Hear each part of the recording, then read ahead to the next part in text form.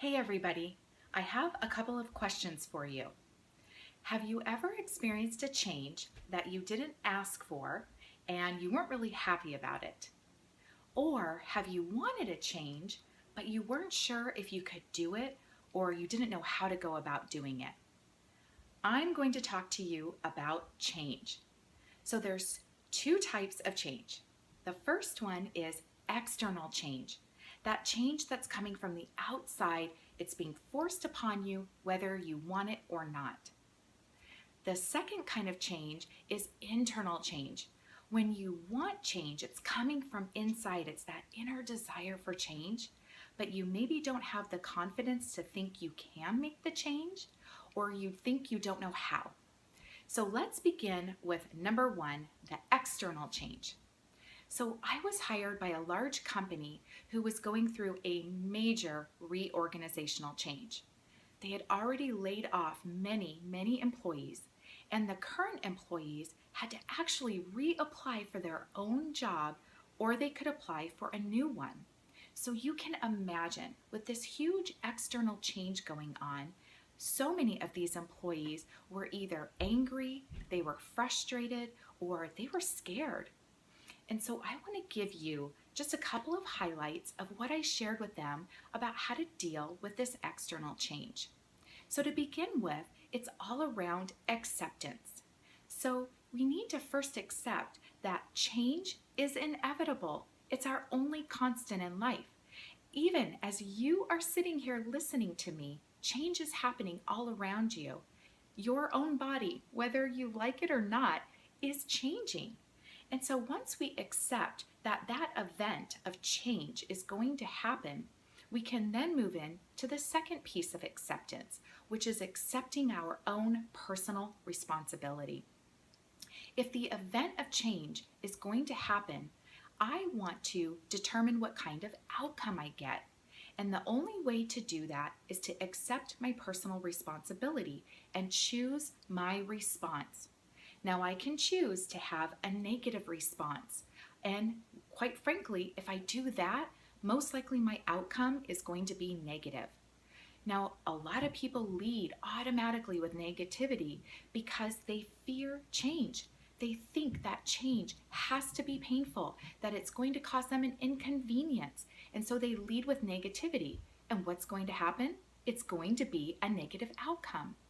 So instead, by accepting responsibility and choosing to have positivity, I can now start to control a little bit more of my outcome. View that change as an opportunity for maybe something exciting, something new. Maybe you'll meet a new person, have a new experience. Quite frankly, your outcome might be positive and negative, a little bit of both. I don't know about you, but I want to spend the same 24 hours in a day that all of us have. I want to spend majority of that with a positive attitude. I don't want to waste my time thinking about the things that I can't control. I'd rather increase my chances of having a positive outcome by accepting that I'm going to have a positive attitude. Now, if you think, Colleen, that sounds great, but it's natural for me to be negative. How do I choose positivity? Well, I've got a whole other video called The Power of Positivity, so I encourage you to check that out. But I'm going to give you a quick tip that you can start right now, which is I want you to go out and do a random act of kindness. Send a quick text to somebody, an email, go out and buy a small gift. Do something nice right away and try to build those random acts of kindness in as much as possible. So now let's hit on change number 2, which is internal. And a lot of people think, well, I know I want this change, but I don't have the confidence. And I just hosted an event called You So New, which was all about change. And the first piece on the confidence factor is around feeling successful. So here's your assignment. Get out a piece of paper and a pen, and I want you to start listing all of your successes, even if you have to go back to childhood. And this doesn't mean you had to win some major award. You don't need a leg lamp in your front window. I just want to know, what are those successes that you felt? They could be small, they could be big.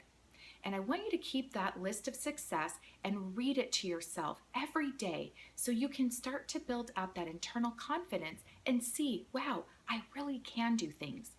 Oftentimes, just getting started is scary. And so that's going to lead me to the second piece on internal change, which is action. I know you aren't going to know everything, but I want you to get into action.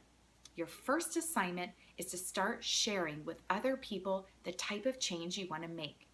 As soon as you start telling your story, you are going to be amazed at the people who could be there to help you.